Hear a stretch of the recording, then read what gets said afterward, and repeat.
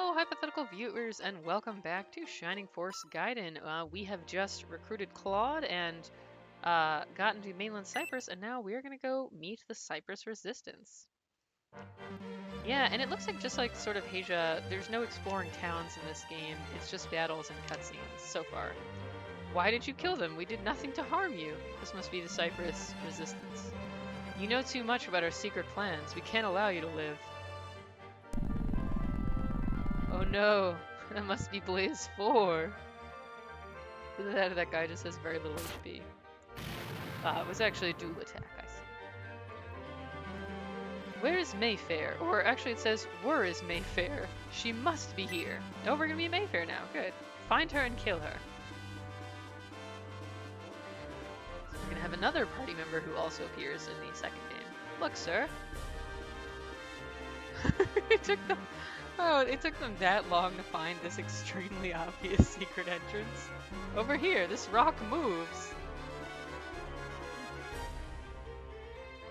Cypress Army is not too bright. And there are stairs underneath. Stop right there. I'm assuming this will be a party member. He has a portrait. Go ahead, peasant, try to stop us. You have vastly outnumbered, you know. Is he a peasant? He appears to be a knight and have like weapons and stuff. I would assume he's somewhat higher on the social ladder. Your Eminence, strangers approach.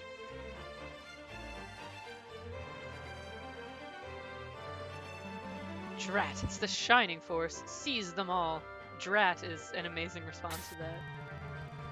You won't take us without a fight. Nick, are you ready? Maybe he'll eventually settle into a consistent voice. I don't know. Oh, we're all the way at the edge of the map here. Okay, let's take a look. So this is a town map. Let's see if any enemies have anything interesting. Yeah, in Shining Force 1 and 2, we could actually explore towns, but in the Gaiden games, it's just battles. I wonder if that's, I mean, they were on a less, I would assume it was a less powerful system. So I guess maybe because it was like, oh, they're sort of side story games, they're just kind of little support games.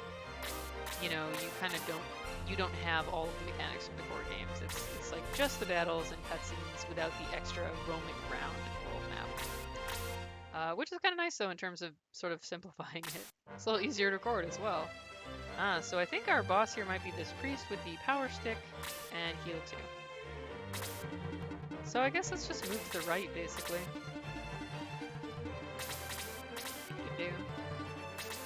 There are enemies down below, but I don't see any particular reason to go fight them.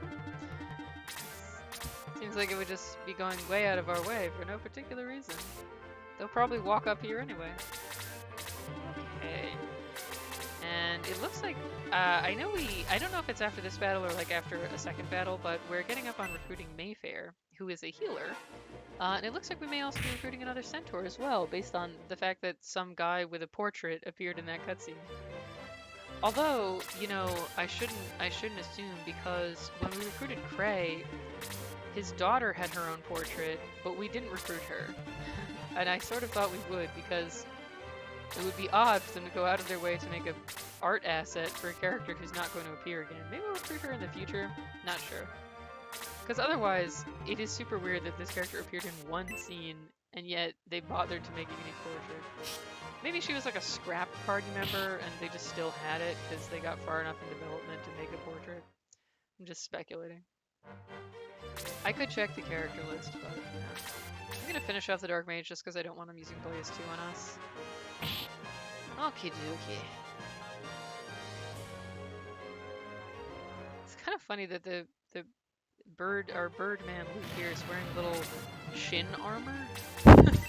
He doesn't have any armor on his wings, which seem way more vulnerable. I guess it would stop him from flying if he did, but still. That does seem like an obvious flaw of a flying warrior. I feel like and this is sort of an issue in all of the Shining Force games, and I mean tactics RPGs in general, where people have different amounts of movement, that it can be really easy for some of the characters to start falling further and further back on the map. Yeah, Blaze 1 should be enough to finish this guy off. So then, you know, the enemies ahead of you get defeated, and then by the time the other characters catch up, there's nothing for them to do. I think the variable amount of turns people get does exacerbate that bit too. Because you can see that our warrior and our monks still are tending to just not get their turn quite as fast. I think they just, I think those classes just don't have this high agility, that would be my guess.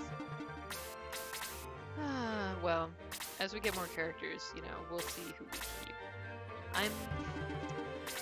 I'm not necessarily feeling it on Cray. We may not end up keeping Cray.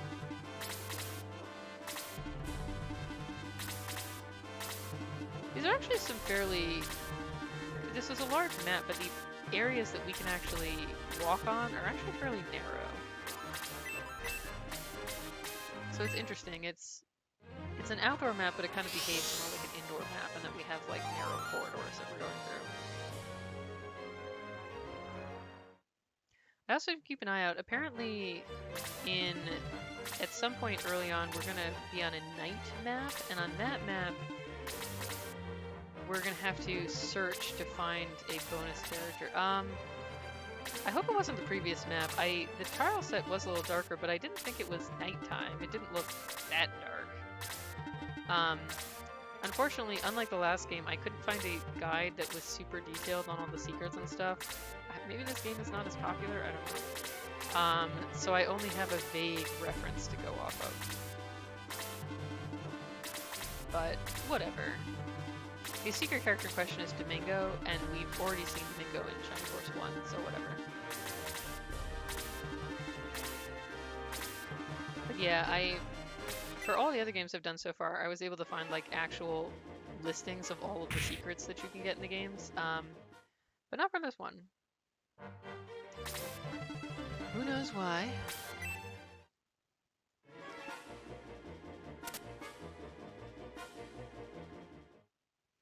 I'm trying to remember, did this game come out in the US? I'm not... Shining Force CD... I think Shining Force CD did, because this is not a translation patch. It's in English, and it's not a fan translation. It's the original translation. And I know sort of Heisho did. I'm not sure whether Shining Force 1 did or not. That could explain why there might not be as many resources on it, if not as many people had access to it in the first place and played it, but I don't actually know. Well, let's bust out a blaze too on these bats. Well, I guess they're actually rat flies, but I think maybe they were supposed to be flying rats, and that couldn't fit in the box. So they went with rat fly, which evokes a much different and more bizarre image. This is kind of annoying because the narrow corridor means we can't bring as many of our forces to bear, so I feel like we're kind of killing these enemies before our weaker characters can actually get here to fight them, because we're kind of trapped in this little bottleneck.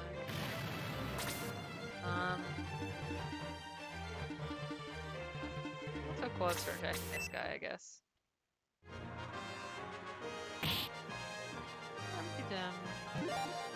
Oh man, Claude is leveling up really fast. I was worried about him falling behind when we first got him. Clearly I need no worry. Quite the opposite. So I guess we can just...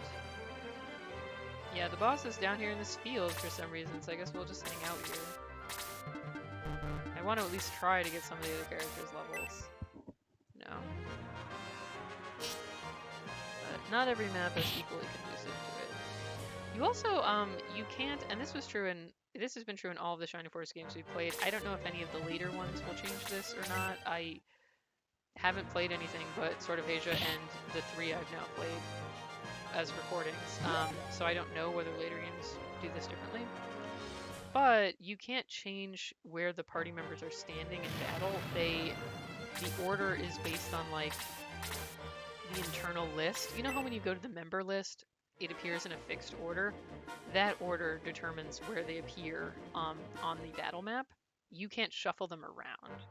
So if certain characters are closer to the enemies, they'll always be close to the enemies on that map. So it can be a little annoying to try to get your other characters into the fight quick enough to get some levels. Oh man, that Blaze 2 is still dangerous. I'm actually going to pull him back and fight the bat instead, because I think otherwise he could actually get taken out by the enemies over there. Because that was half his HP. He's a little fragile right now. And also, we're trying to go this way anyway. I'll have Cray try to finish off this rat fly so he doesn't fall behind. Because once again, we got him all the way up to level 7, and now he's still falling behind because everyone else gained more levels. There we go, he's level 8. He's just clinging on. As long as we don't have enough characters available to drop him, we need to at least keep him competitive. That's my idea. Maybe I'll probably just sort of attack this guy over here. Why not? He can fly over the building anyway. I don't want to have him go over to the cluster of 3 enemies, because then he'll be attacked by 3 enemies at once, and he could get taken out. Gotta be cautious. I am going to have Ken attack the mage, or sorry, not Ken, Apis. This is Ken's child, Apis. Attack the mage just so we don't have anyone getting hit with Blaze 1. It's a good thing they still don't have enough MP to use Blaze 2 more than once, because that would suck. Oh, and I can have Seed here heal up Bruce. That's good.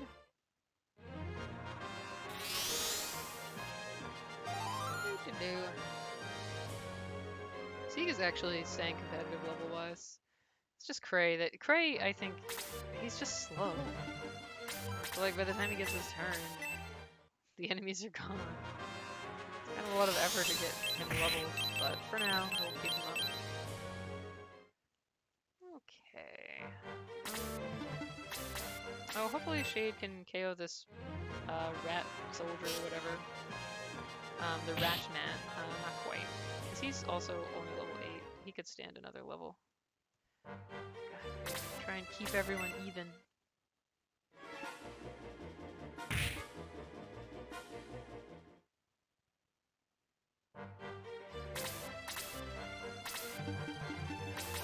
Well, Bruce could use another level as well, so this will work out nicely. There we go. So probably level him up. Excellent. He has good defense, which this was true in Shining Force 1 as well. The warriors didn't have good defenses, but they don't have very much HP, so I feel like it kind of balances out and makes them actually not that tanky, especially since HP is your only defense against magic. Like, defense stat doesn't help you take less damage from magic, so all of the wizard enemies just destroy them later in the game. I usually don't really use the warriors that much. I don't think I have in any of the Shining Force games. We'll see if this one is the combo breaker. Oh, Apis is taking a beating.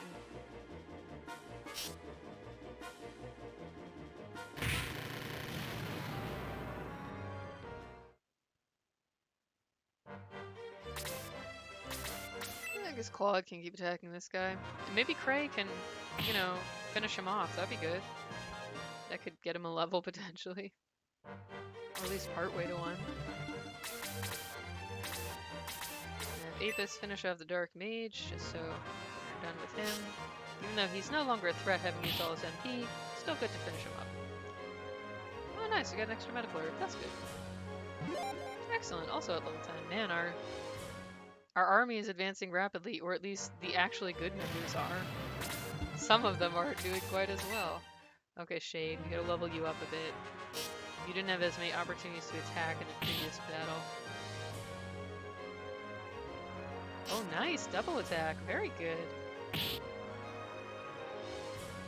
Excellent. Excellent! Level 9. Okay. Keeping our forces up to speed here. Yeah, we kind of end up splitting the party a bit, but whatever. Send Bruce this way. And when do we... With Freeze, I think you can finish off the Brass Loader. Unless it, like, resists ice, I guess. I don't know. Excellent.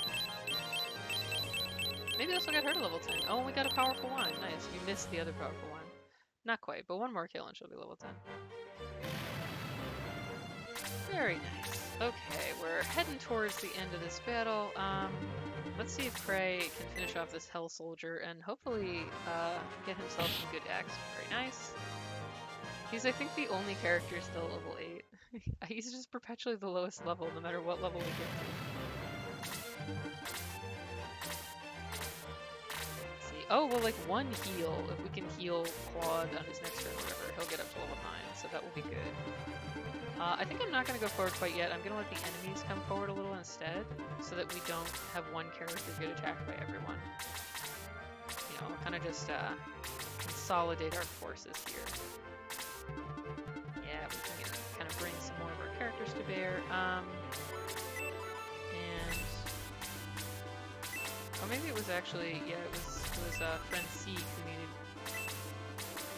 It was somebody. Oh, it was Apis. That's right. Sorry. Fuck. Then I pressed wait by accident. Sometimes when I'm trying to click the left arrow key, it doesn't. It sticks a little. Let's try and just gradually creep forward. Okay, this time we'll heal. Okay, can get Apis back up to full, and this should get Cray a level, and then he'll be on par with everyone again for a brief time, because everyone else also keeps gaining levels. He's just like barely staying on par. Good, but he's getting more attacks, so he is getting more useful. You know, he's leveling up well. He's getting a goodly amount of stats. We're kind of gonna have to just fight all three of these at once. That's how it is. Unlike in Fire Emblem, where once you're in range of an enemy, the enemy will attack you, so you can kind of gradually pull enemies towards you without aggroing the entire group. In Shining Force, the enemies seem to a certain degree, follow like some sort of movement routine where they're just patrolling a little area, and they won't always come out towards you, so you can't always ration them out in that way or whatnot. So sometimes we sort of have no choice but to just charge into a pile of enemies. But you know, we're pretty strong at this point, so we can take it down without too much trouble. Heck, maybe Cray can get another KO. Who knows? That'd be good.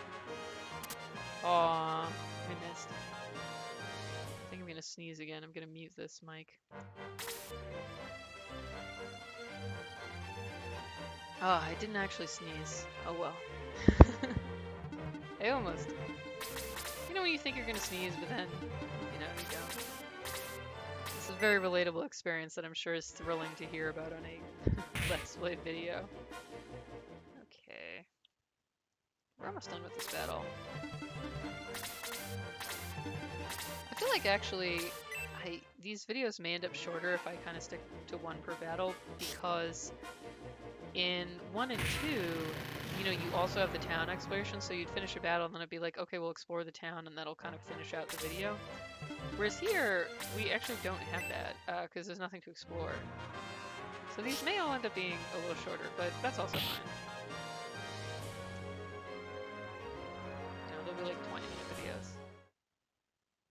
Some of them, I guess, will be a little longer. Although the last one I kind of combined multiple things into, so. Just some idle musings about the length of this video. Also thrilling to listen to, I know. There's a reason why these will probably never be shown anymore. Okay, let's try and get our monks into play a little. I think Shade is actually falling behind a bit, too. Maybe I'll try and get him the KO. Just so we... yeah, Wendy's like really close to level 10. We don't have extra level for her right now. Oh, he's actually level 9. I didn't even realize. Well, whatever. It'll still be good to get him a level. He was sort of lagging a bit. I don't think this will actually give him a level. We'll get him like halfway down. I don't want him to fall behind. I do like my archers. Oh, I think I forgot to equip the... We got a better weapon as a drop from one enemy. I think I forgot to equip it. He could actually do more damage. Is anyone injured? Yeah, sure. We'll just, you know, might as well heal, get the X. At this point, he has enough to do 5 heals per battle, so hey, that's like half a level every battle. Hopefully that will help him not fall behind as much.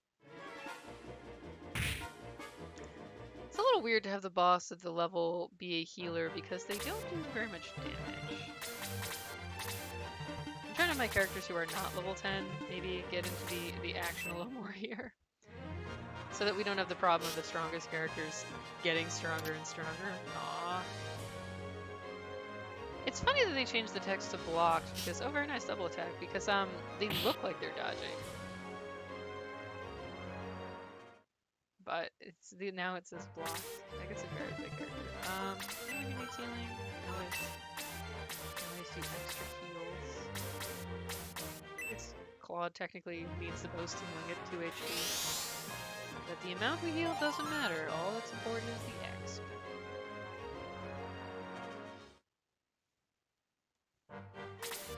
And, yeah, let's have Wendy get in the mix. She won't be able to do enough to kill him, but, you know, it should be a big chunk of HP. Excellent, level 10. Even more MP. Horse is coming along nicely, and who knows, maybe Cray can actually get a kill here. Depends on how much damage he does. Excellent.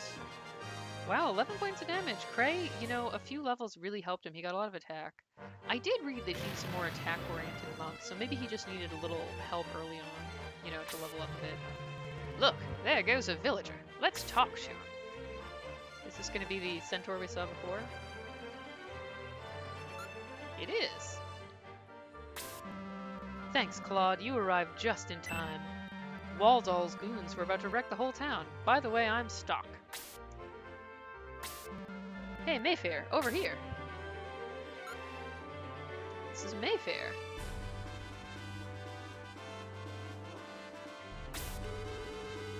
I'm Mayfair, a healer.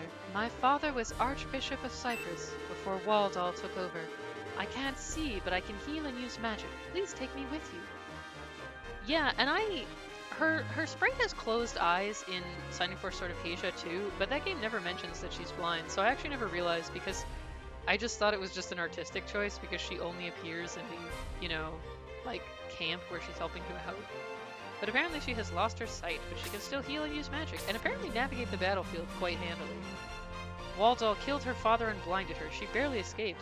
Wow, this is actually really impressive because that suggests that Mayfair was only recently blinded, yet she can already pretty easily navigate this environment. She walked across to Waldol. So she, like, really quickly mastered, you know, kind of non-visual navigation. She barely escaped. He killed my family too. There's nothing left for me here. I'd like to come with you if you'll let me.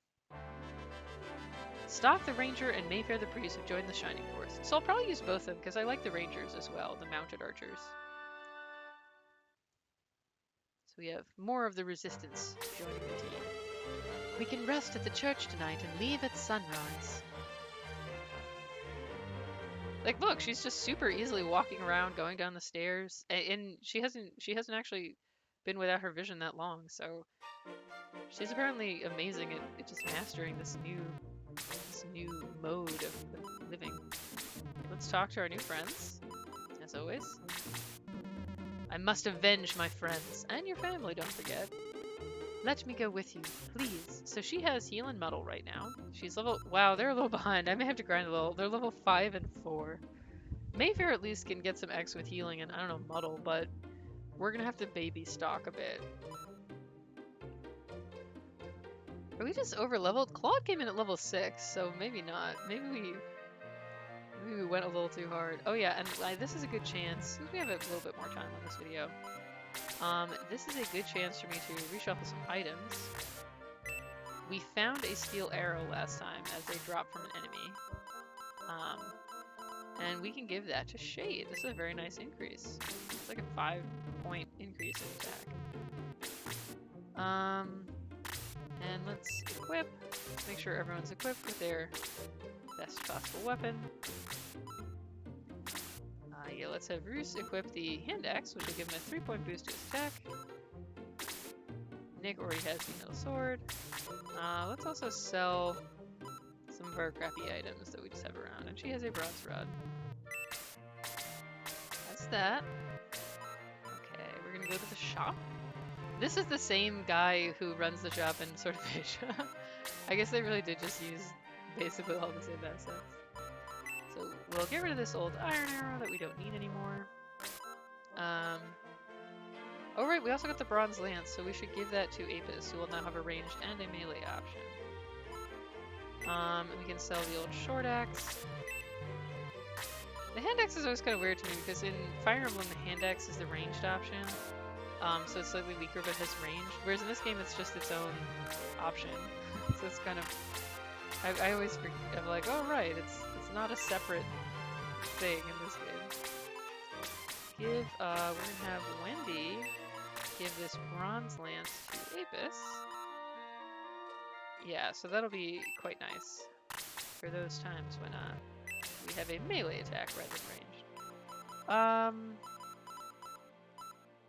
We could start using some of these items. I don't know who I want to use them on yet, though. I'm actually not sure. Let's check out everyone's stats. I mean, on the one hand, more defense for Nick might be a good idea, the Protect Milk, just because, you know, he has to stay alive for the Force to stay alive. But it's not like his defense is horribly low or anything. Claude might not be a bad choice either, because I think he sometimes is a little fragile. We'll have to see how these two characters grow. But yeah, I think probably... You know, let's actually start the next battle so we can see the cutscene, because I'm probably going to want to egress on that battle and level grind our two new characters, so this way we can have that on recording and then I can just grind. It looks like we're heading to a castle. Very cool. That tower belongs to Bazoo the Wizard. That's quite a name.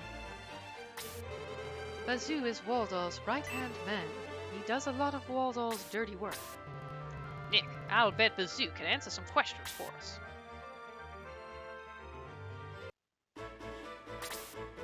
And that's all there is to it.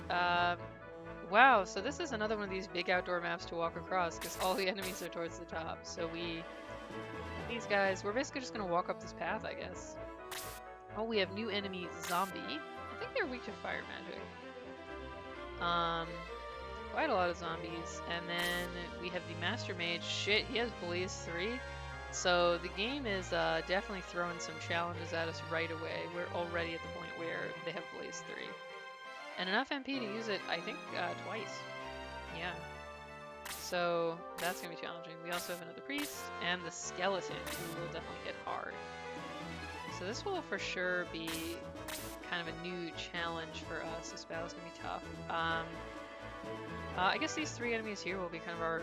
This battle's going to be annoying to level grind because we'll have to walk fairly far, but that's fine. So before the next one, I am probably going to just grind a little so that we can get... Man, that bronze rod really is helping Mayfair's attack a lot. She has 20 attack. So we can get our two new buddies up to par with the rest of us. Our force is filling out really nicely. We now have 10 characters. This is great.